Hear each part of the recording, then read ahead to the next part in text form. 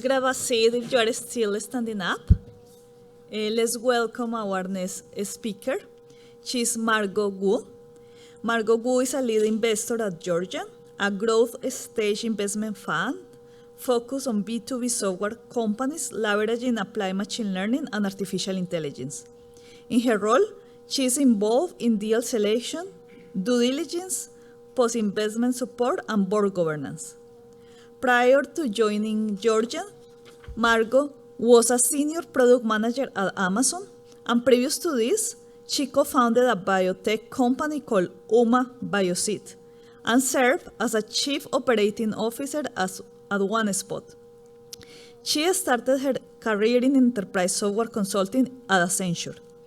Margo completed a double degree in environment and business and chemistry at the University of Waterloo, and also earned an MBA at Cornell Johnston Graduate School of Management. So let's welcome Margo. Thank you so much, and sounds like it's been a busy and interesting day here at the conference. David, I think one of the conference organizers, invited me back after I gave a similar presentation to this in February, and I'm giving a bit of an update of what's happened over the last couple of quarters and maybe a bit of insight to you all as to what I see as a growth stage investor during this GenAI tech disruption. Oh, there we go. I'm not going to restate my bio here, but just to say, prior to joining Georgian, where I've been for the last 7.5 years, I spent almost 15 years in software, both at the enterprise consulting level as head of operations at startups, and got a quick peek into the view of how Amazon works when I was there trying to achieve some kind of parity between the desktop and mobile experience. And for those of you that aren't necessarily familiar with Georgian, I'll give a little bit more detail. We have been focused on investing in AI over the last 10 years.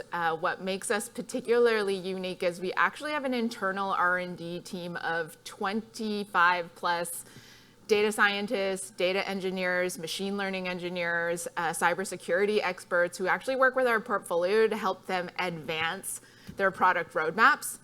And that is what makes us really unique, along with the $20 to $50 million checks that we are writing for founders and startups that are growing particularly fast at the Series B to Series D stage. And in case you're wondering how a team like this would work with startups, over the last several years, we've developed a lot of ways to figure out how to swoop in and out of growth stage startups and really provide some type of ROI and partnership quickly. It starts anywhere from deep research engagements where companies almost look at our AI lab like an applied research group that would typically only have existed in big tech or companies that could afford it. Longer multi-month engagements on a really tough technical challenge. Over the last few years, we've really tried to scale our team's availability to both companies that we meet pre-investment and companies that we already have invested into our portfolio through hackathons that take place over 1 to 2 weeks, where we bring several people on our team, companies bring several people from their side, and they sprint. I think that's something that more people in this room may be familiar with. In the last 2 years, since this ChatGPT moment, we've held a number of what we call boot camps, which are similar to hackathons, but at scale, where we bring a lot of the leaders from the latest and greatest toolings from MLOps type and other infrastructure companies to come in, educate practitioners in our community on what it is that their new platforms can do, and then hold basically some type of multi-day hackathon at scale on using those types of MLOps platforms. And then our team has worked with so many companies and built a lot of reusable, essentially software libraries that we call toolkits, and we open source that within our portfolio and beyond in order to give a lot of companies a head start based on the code we've already written. And I'll say, if anybody has questions at any point in time throughout this, I'd be happy to make this more casual. Just shoot a hand up, and we'll see if I can answer your question. But I'm going to start by giving you a bit of an overview of how the money has been flowing into generative AI. So we all know there was a ChatGPT moment near the end of 2022, and 2023, you see there was almost $18 billion poured into GenAI startups alone, so 4 to 5x on the previous year. And a little bit more color on a quarterly basis and leading into the end of June of this year, you see that the number of deals is starting to decline, but in Q2 24, it was a big quarter. 5 of the $6 billion rounds actually went into GenAI companies. That included xAI, CoreWeave, Scale AI, and really a lot of the dollars that went into that large amount of funding you saw in 2023 also came in multi-$100 million mega rounds, a lot of them driven by the LLM companies themselves. You might be wondering, maybe, what justifies these high valuations and why are they raising so much money? Well, we are at the beginning of a cycle where every single one of us can speculate on how much value is going to be accrued to some of these new companies that have been started. Investors are obviously saying, we think there's going to be a lot of value. So they're willing to make their bets at high valuations. But generally speaking, if you're going to raise a lot of money, it drives the valuation up because investors and the founders that own that company are essentially negotiating on the amount of ownership dilution that they're going to experience while raising that money. Everybody puts some validity, of course, around the cost of compute and the high capital expenditure that's going to be going into some of these LLM models and base infrastructure. And you have a lot of funds with a lot of dry powder, so money that they raised during the 2021-2022 bull cycle, in which they actually need to deploy that capital in sometime in a 3 to 5 year time frame from when they raise that money. Just to give you a little bit about the dynamics and where that money comes from, and that there actually is a need to allocate that capital in some time.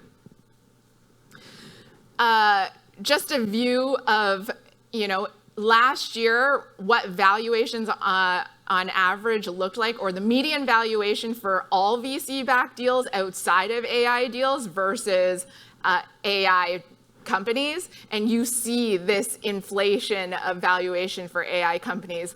You can speculate on all the various reasons, but a lot of them I just mentioned. And you see here that the GenAI companies themselves, even when not being directly compared to non-AI companies, their valuations rose dramatically from the pre-ChatGPT era to the post-ChatGPT era.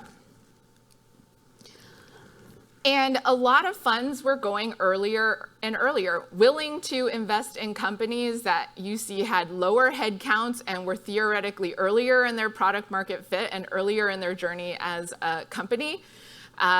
And so you saw Series B rounds being done in companies that maybe 2 or 3 years before would have still be considered more a Series A type company, and then even earlier at the seed stage as well.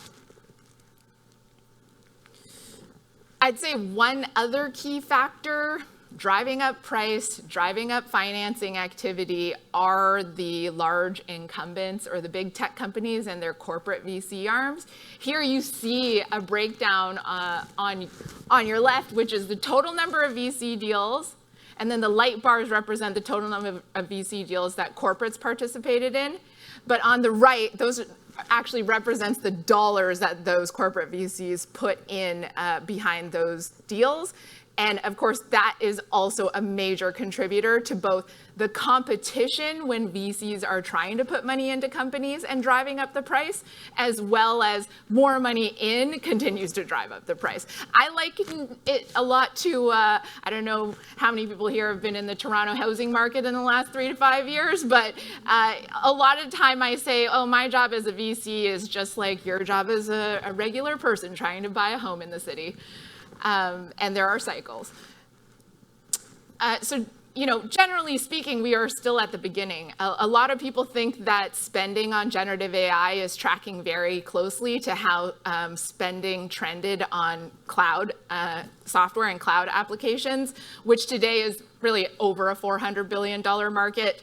Of that $400 billion, about 18% of that cloud spend is already on machine learning based or classical AI software. And today, we're estimating still a less than 1% of that spend is on GenAI at roughly $2.5 billion. I actually stole some of the images on the next 3 slides from Abpurv Agarwal, who is a partner at Altimeter Capital, because I thought it just so aptly demonstrated that we are essentially in the middle of an infrastructure or new platform shift cycle that has happened before. Taking a look today, you see that the vast majority of the value in generative AI is being accrued at the hardware layer. NVIDIA is now one of the most valuable companies in the world. But when you look at cloud today and you see the total being spent, the vast majority of the value is being accrued at the application layer. So what is GenAI going to look like as time goes on, and why is it that cloud spending is mostly at the application layer today? Well, this has happened a few times before. Similar to cloud and mobile, when a new platform shift arrives, almost all investors instinctively flock towards the lowest hardware and infrastructure layers as basically the base on which everybody's going to build on. So here you actually see the waves of investment and also value being accrued during the mobile tech wave. First, Qualcomm and ARM got a lot of investment and accrued a lot of value. The second wave came in the device companies of Samsung and Apple. And then it actually took a couple more, 2 to 3 more years before you saw the wave of applications starting to make money on top of the hardware, the devices, and the infrastructure in between. And so a lot of VCs, investors who have experienced these cycles over the last 2 decades, imagine that generative AI is also going to get flipped on its head in this paradigm. And the biggest opportunity and the long-term value is still going to lay at the application layer. But today, all of the funding is going into basically the picks, tools, shovels, and the foundation layer for what I think a lot of people in this room are going to be building on over the next decade. And here, when you break out all of those AI deals and funding into infrastructure versus applications, you see so many more deals, and the vast majority of the funding is going into the infrastructure layer. There are definitely new cohorts of companies starting to build horizontal versus vertical applications. I think like the latest cohorts of YC are all application layer companies building on some type of agentic behavior that they're putting into their apps. What we call horizontal applications would be more applications where GenAI is actually the offering. So think about video generation, copy generation, voice generation. In the first 1.5 years so far into this tech wave, we've really seen easy adoption from HR teams and sales and marketing teams into these horizontal layer apps, because now they can, instead of spending the money and time into producing a commercial or some kind of learning video for their employees, they can do it with AI on even a subscription basis at a much lower cost. So instant ROI are really the companies and horizontal applications that we're seeing gain a lot of success in the marketplace today, as well as the fact that they're offering applications that if they put into API format, can also be seen as a middle layer of infrastructure for other companies to build on. There are a lot less vertical applications, but I'd say that it's easy to predict that they're on the way, purpose-built for specific verticals, purpose-built for use cases in specific industries, and workflows that hit our day-to-day lives. I'd say an interesting trend to note is that in the last quarter, we are seeing a decline in seed and angel deals. So I think this was like almost near the end of Q2 and roughly like 450 deals being done, but like on trajectory to finish around 500. And less funding going in at that early stage level.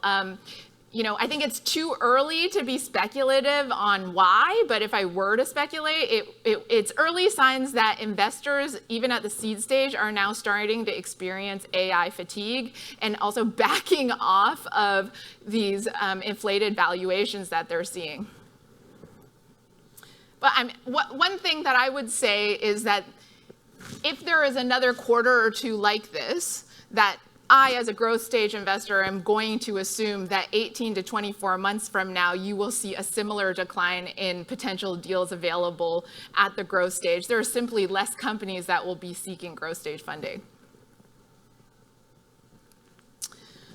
So I thought it would be interesting to give you a little bit of a view of what I see in the market in terms of the explosion of companies that have come to get VC funding since the ChatGPT moment. A lot of them had been working almost more like deep tech companies before we saw this commercialization opportunity.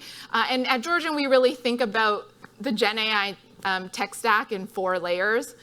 At the hardware layer and cloud layer, we really, look, this is all available in the news. We're all following NVIDIA, we're following the short supply of chips, et cetera. But as VCs, we're actually also seeing dozens of other AI chip companies that have been in the works for the last decade, trying to create new architectures, a lower cost to serve, require less energy, and potentially take on different form factors than NVIDIA's chips, and could potentially fit into devices closer to the edge, like your phone or a car, as well as new models where AI chip companies are saying, well, I think a lot of people in the room are probably familiar with Grok, that I have a lower cost to serve, more efficient, more low latency chip, and instead of selling them away to customers, I'm just gonna offer them in my own cloud platform, all in one. We'll make it easy for you.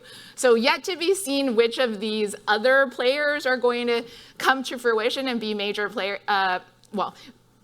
competitors to NVIDIA, but it's still early days, and we definitely know that AWS, Azure, and Google are also working on something themselves.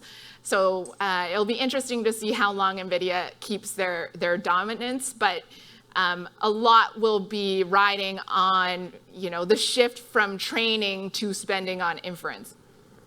And then I mentioned that CoreWeave was one of those $1 billion+ rounds that happened in Q2 2024. You do have some alternative cloud service providers that have essentially been propped up and are growing because NVIDIA has been giving them access to chips. So you see a little interesting fight, I guess, frenemy activities happening between NVIDIA and the hyperscalers, where NVIDIA is trying to create some other alternative cloud providers. And as investors, it's interesting because we'd have to ask ourselves, like, what is the moat that a CoreWeave and Lambda can create, and is it sustainable, or is this an NVIDIA play for a future cloud service platform for themselves? And of course, we are still seeing a lot of software companies trying to essentially create more efficiency in the hardware and help you get more out of every GPU that you're accessing. So CentML is a local player, and Toronto seems to be a budding ecosystem for compiler developers and people even closer to the chip. And we've seen a lot of companies actually coming out of Toronto. I won't go too deeply into the foundation model companies. I think a lot of people in this room are familiar with them. Obviously, one of the big dynamics here very early on versus some other tech trends is the closed source world versus the open source world. I think people here could have a lot of conversations about it. At Georgian, we generally have a belief that this layer is going to become commoditized. We truly believe in open source, but we will see, how far ahead the OpenAIs, Cohere, Anthropics of the world build a siloed ecosystem on which you would rather work within, despite potential privacy issues, despite cost, et cetera, and probably down market, more SMBs or mid-market people might choose to build themselves, whereas enterprise at the moment we're seeing are relying more on closed source models. When I said there was an explosion of companies, I would just caveat that it's really been at this tooling and infrastructure layer. So all of the tools that data scientists and engineers are using to prepare their data, set up and train their models, maintain their models, and then one space where everybody's looking, but there isn't really a lot of mature solutioning happening at the moment is around how are you going to secure your data pipeline, your models, your new attack surface, and we have lots of debates still on what is going to be the privacy toolkit of choice, whether it's for a smaller business or a larger business. I'd say we still have a lot of debates in every single section of this life cycle. As an investor, and I think as practitioners, we would love to see a company that is able to stitch together more of the life cycle so it becomes a platform versus feature sets that you have to pull together yourselves. And you'll see the biggest investments either going into companies that have reached some kind of scale, have some kind of differentiation that we believe the benefit and ROI that it provides to developers and data scientists is greater than the risk that it's going to become commoditized. And something we're always paying attention to is early exits or acquisitions from incumbent players like a Databricks, who are adding pieces of this functionality to their stack and therefore affecting the potential investment risks into those companies as well. So at the application layer, I did describe a bit about the difference between horizontal and vertical. I'd say on the horizontal side, beyond just, as I said, GenAI based offerings, I'd say knowledge management has also been a space that has experienced a lot of success so far in this tech wave. It is like the holy grail issue for every enterprise. How the heck do I find this topic or data amongst all of my SaaS applications or internal chats, et cetera? That is one other GenAI more horizontal application or productivity tooling that we've seen get a lot of traction. You may have heard Glean raising money at a $2 billion valuation. They're one of those players, and Hebbia most recently also raised from Andreessen Horowitz, doing knowledge management, but for asset managers, so investors like me. On the vertical application side, we've seen a lot of traction in professional services. So one thing that I find interesting, maybe you've read about a lot of traction with companies in the legal tech space. Something that's interesting is, 5 years or even before the ChatGPT moment, there was very low cloud adoption by law firms. We're talking like less than 30% when the rest of the world was somewhere in the 70 to 80%.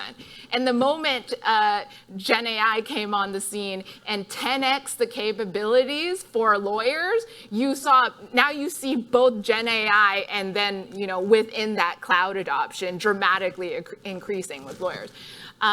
Something an interesting theme that we're seeing on the vertical application side is that companies that are being developed in niche spaces or use cases that just didn't have any software application servicing it before because, say, early iterations or classical AI didn't actually provide more than a 2 to 3x benefit on which you would choose to buy software versus just pay someone to do it manually.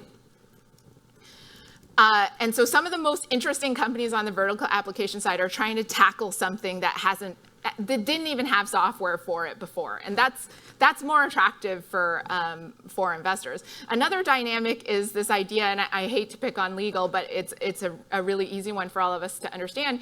Is investors are asking ourselves, does productivity essentially eat away at that market's value? So do you still need lawyers, or are there billable hours on the decline because we're providing productivity? And therefore, we're more interested potentially in companies that are figuring out a way to provide growth AI, like new business development for lawyers, or ways for lawyers to actually get more cases than they ever could before. They used to be buried, they still are buried in documentation. There are now better ways for them to take on more cases to replace the productivity gains that AI provides. So there's this interesting balance of, how is the value going to accrue in the vertical application layer? Maybe I will pause there. Wait, no, I'll say one more thing. Investor perspective, we're tracking 4 types of companies in this tech wave to really help us understand, like, what are the risks, who's going to win, et cetera. In terms of net new companies, we're looking at GenAI first. So, companies I just kind of described at a generic level where there isn't a solution in place right now for this service or workflow or industry, and because of GenAI, I can now create something. And theoretically, I'm going to be able to create it faster than I could 3 years ago, and it might require less capital. And we're also paying attention to I'll call them mid-market incumbents. So software companies who've been at it for 5 to 10 years, way before the ChatGPT moment. Now they either have to implement GenAI quickly, or they risk, competition. So one area or industry where this is incredibly prevalent is ed tech.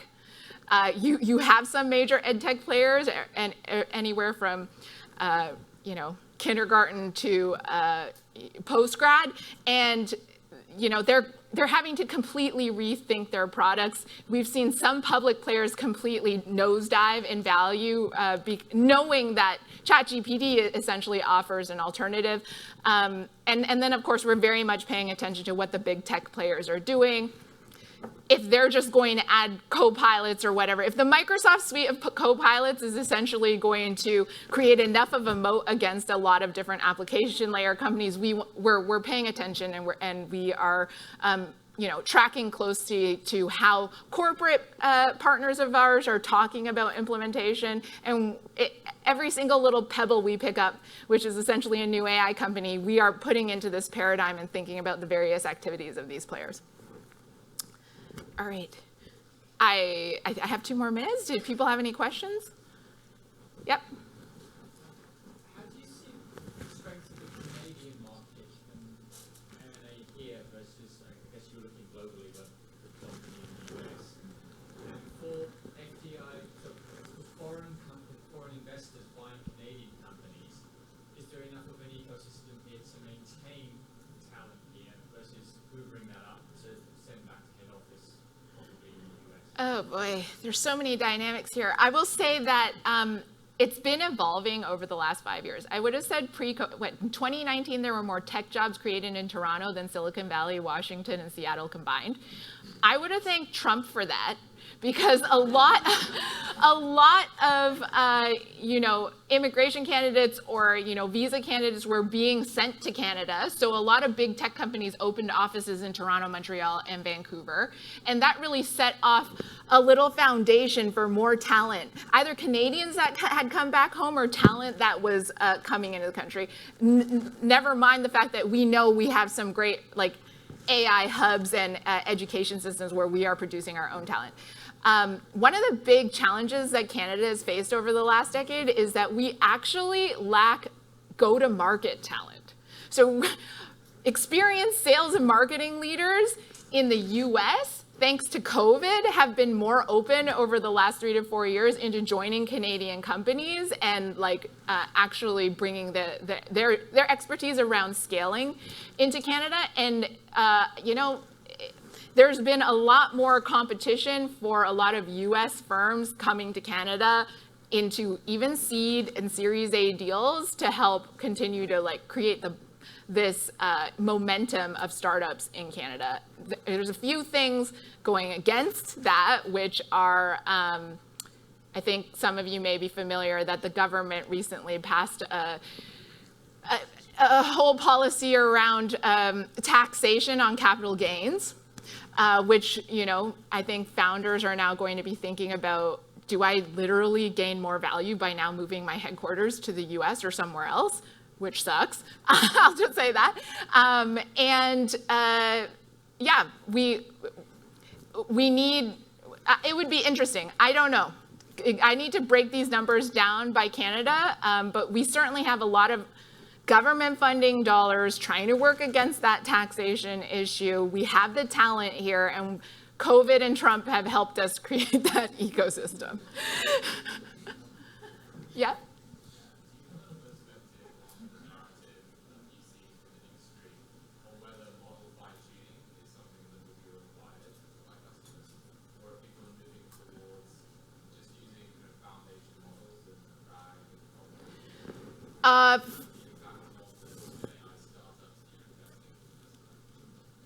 Wow, I wonder, someone on my AI team is here, Angeline in the background, but from what I hear, yeah, companies are moving, especially at growth stage with startups, they are moving towards more fine-tuned and smaller models. It depends on what stage the company's at. Like, how quickly do you need to get going that you're willing to pay for some of these closed source models versus if you have the engineering know-how and like there's a cost equation that drives you more towards open source, smaller models, fine-tuning. Did I answer that correctly, Angeline? Yes. Okay.